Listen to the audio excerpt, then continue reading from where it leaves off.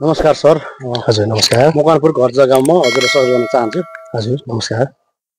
अब हजुरको यो जग्गा चाहिँ यहाँ बिग्रिनु भनिसकेपछि हामी आज हेटौँडा बजारदेखि आइपुगेका छौँ र यो जग्गा चाहिँ कति क्षेत्रफल हो र कुन ठाउँ हो बताइदिनु पर्छ सर। हजुर हजुर हाम्रो यो क्षेत्रफल चाहिँ यहाँ चाहिँ अब तपाईँको यो 7 कट्ठा 13 धुर चान्चुर छ यहाँ चाहिँ होइन। तपाईँको यहाँदेखि सिमाना चाहिँ यहाँ छ। यहाँदेखि लगभग यो 15 देखि 20 मिटरको क्षेत्रफल हो यहाँ मुखमा चाहिँ। अब मुखमा हजुर अब मुख यो भनेपछि अब अलि माथिबाट हेरौँ न सर। हजुर हुन्छ हुन्छ ठिक छ सर। हामीले अब तल चाहिँ हामीले जुन जग्गासँग जोडिएको बाटो थियो त्यो हजुरले बाटो देखाइसक्नु भएको छ। अब यो बिग्रिम रहेको जग्गा चाहिँ सर्वप्रथम चाहिँ यो जग्गाको कुन ठाउँमा बिग्रिम हो हजुरको यो ठेगाना चाहिँ बताइदिनु पर्छ सरले। हजुर यो चाहिँ हाम्रो मकवानपुर गढी गाउँपालिका वडा नम्बर 1 हजुर फुलबारीको। हजुर फुलबारी हजुर यो मकवानपुर यो चाहिँ मकवानपुर चाहिँ तपाईँको गढी गाउँपालिका। हजुर गढी गाउँपालिका वडा नम्बर 1 मा रहेको फुलबारी गाउँ पर्यो सर होइन। हजुर हजुर अब यो ठिक छ सर। यो जग्गा भएको ठाउँमा चाहिँ यो कान्ति लोकपथ छ नि सर। हजुर हजुर यो कान्ति लोकपथ चाहिँ यो बल्खु यता तपाईँको के भन्छ यो टिका भएर हुँदै हजुर हजुर चापागाउँ जाने जुन कान्ति लोकपथ हाइवेबाट चाहिँ कति टाढा छ सर यो जग्गा। कान्ति लोकपथबाट चाहिँ तपाईँको कान्ति लोकपथबाट तपाईँको लगभग समथिङ यहाँबाट 3 किलोमिटर 4 किलोमिटरको चाहिँ दूरीमा छ, भित्र छ। कान्ति लोकपथ हाइवेबाट चाहिँ हजुर 3 देखि 4 किलोमिटरको दूरीमा हजुर हजुर यो जग्गा पर्यो। अनि जग्गाको क्षेत्रफल कति भन्नुभएको थियो सरले कि टोटल क्षेत्रफल चाहिँ? क्षेत्रफल तपाईँको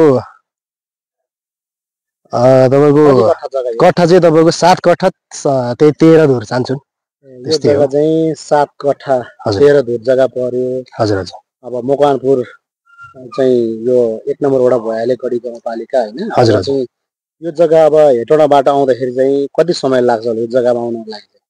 यो जग्गामा आउनको लागि चाहिँ तपाईँको समथिङ अब मोटर बाइकमा आइपुग्दाखेरि तपाईँको आधी घन्टा लाग्छ। यहाँबाट मोटर बाटोबाट आउँदाखेरि चाहिँ हजुर आधी घन्टा लाग्यो भने अब यो हाम्रो छ नि यता यो अहिले नयाँ बनेको मदन भण्डारी हाइवे अथवा यो धरान चौधरा हाइवे पनि भन्छ, त्यहाँबाट आउनको लागि चाहिँ कति किलोमिटर पर्यो यो जग्गासम्म? हजुर यो धरान चौधराको बाटोबाट लगभग समथिङ 4 किलोमिटरै भन्नु पर्यो। हजुर यहाँबाट 4 किलोमिटर 4 किलोमिटरै भन्नु पर्यो। हजुर फास्ट्यागबाट पनि त्यही होला हैन? समथिङ त्यही 4 किलोमिटरै हो। फास्ट्यागबाट 4 किलोमिटरै भन्नु पर्यो। हजुर त्यति साह्रो टाढा छैन। अनि यो जग्गा हजुरको खेत पर्यो कि बारी पर्यो? हजुर यो खेतै हो। यो खेतै हो। तपाईँ पानी लाग्ने खेत हो कि कस्तो? हजुर पानी लाग्छ तपाईँको जहिले पनि हामी यहाँ पानी लाग्ने अनि त्यही धान रोप्ने यताउता सबै पनि गरिरहेकै छ। अहिले भर्खर आज 2 दिन 3 दिन भयो उठाएको धान उठाएको चाहिँ। नत्र यहाँ चाहिँ पानी धानै लाउने हो प्राय चाहिँ यसमा धानै लाउँछ। हजुर हजुर धानै लाउने। पानी यसमा चाहिँ यो धान लाउन लागि कि यो पानी प्रस्तै आउँछ सर कुलो? यो कुलो तपाईँको जस बर्खामा चाहिँ पानी प्राय यो एकलौटे नै हुन्छ। यहाँको यो खेतको चाहिँ तपाईँको यो जग्गाको चाहिँ एकलौटे हुन्छ। यही यो भित्र यहीँबाट आउँछ। यो कुलास पनि यही छ। तपाईँको सबै एकलौटे नै हुन्छ प्राय यहाँ चाहिँ पानी। हजुर अब ठिक छ सर। हाम्रो अब यो 7 कट्ठा 13 धुर जग्गाको चाहिँ हजुरले यो साँझहरू सिमाना बताइदिनु सर। जग्गा चाहिँ कहाँदेखिबाट चाहिँ कहाँसम्म पर्यो?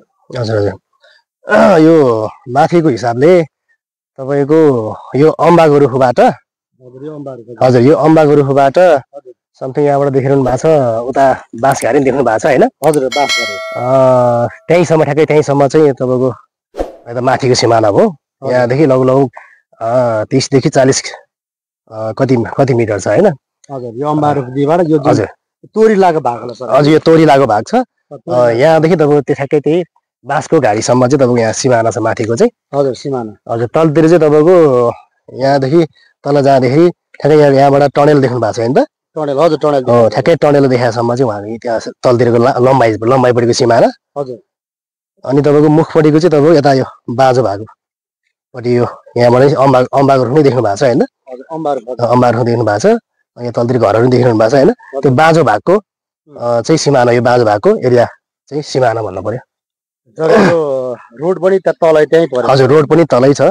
त्यो रोडबाट तपाईँको रोडको भाग पनि लगभग 30 मिटर जतिको मुख छ अगाडिपट्टि। हजुर त्यहाँबाट अलिकति भित्र नै भन्नु पर्यो 30 मिटरको मुखदेखि त माथितिर 7 कट्ठा 13 धुर। 7 कट्ठा 13 धुर पर्यो सर। हजुर हजुर हजुर।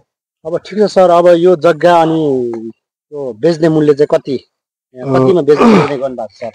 यहाँ चाहिँ तपाईँको 6 कट्ठा चाहिँ हामीले बेच्ने मूल्य राखेका छौँ।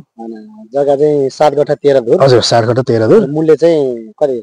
कट्ठाको 6 लाख रुपियाँ चाहिँ हामीले राखेका छौँ। ठिक छ सर, अब जग्गा चाहिँ हजुरको पुरा क्षेत्रफल चाहिँ 7 कट्ठा 13 धुर जग्गा बेच्ने भनिसकेपछि चाहिँ नि अब हजुरले यो 7 कट्ठा 13 धुर चाहिँ 1 कट्ठाको चाहिँ कतिमा चाहिँ बेच्ने निर्णय गर्नु भएको छ? यहाँको चाहिँ हाम्रो निर्णयमा चाहिँ तपाईँको 7 लाख रुपियाँ कट्ठामा चाहिँ बेच्ने भनेर हामीले मूल्य राखेका छौँ। 1 कट्ठाको 7 लाख रुपियाँ। हजुर हजुर हजुर। अनि के छ सर, यो जग्गामा अब हजुरले कट्ठाको 7मा बेच्ने भन्नुभयो होइन, अब यो जग्गा त पुरा लाल पूर्जा भएको नम्बरी जग्गा नि सर? हजुर हजुर पूर्जा भएको नै हो, एकलौटी छ। हजुर एकलौटी पूर्जा भएको जग्गा। हजुर।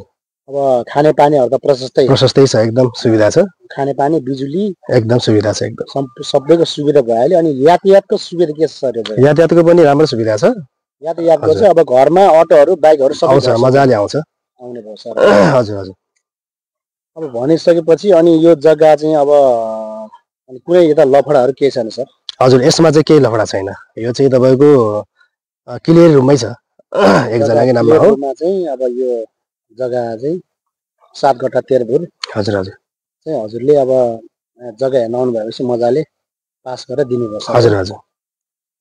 अब ठिकै छ सर, अब के छ, अब अन्तिममा चाहिँ यो भिडियोहरू हेरेर आउने हाम्रो कस्टमरहरूलाई चाहिँ तपाईँले अब के छ, यो जग्गा चाहिँ यो हजुरले कट्ठाको 7 लाख भन्नुभयो, अब त्यो 7 लाखबाट पनि के छ केही रकम तलमाथि गरेर दिनु हुन्छ कि के छ?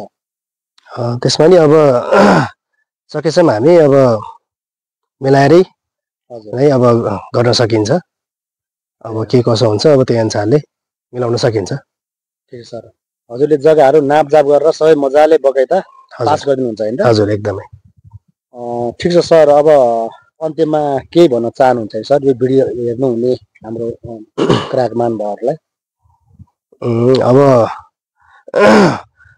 यहाँ आउनुभएको अब ग्राहकमान भाइहरूलाई चाहिँ अब तपाईँहरू आइपुग्दाखेरि चाहिँ ढुक्कले आउनु भइ नै हुन्छ। अब हाम्रो यहाँ 7 कट्ठा 13 धुर चान्चुन छ। तपाईँको एकदम क्लियर रुममा छ, दायाँ बायाँ केही पनि लफडा हुँदैन।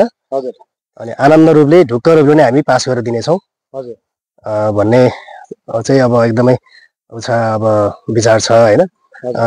केही पनि द्विमत नभइकन एकदम एक मन भएर आउनु भयो भने धेरै धेरै नै अब खुसियाली कुरा हो। यही भन्दै अब मेरो अब 2 शब्द यही टुङ्गाउन चाहन्छु। ए हस् त सर, हुन्छ, एकदम राम्रो जानकारी दिनुभयो। हजुर। अब हजुरबाट हामी छुट्न चाहन्छु। नमस्ते हजुर है। हस् त, हस्, धन्यवाद।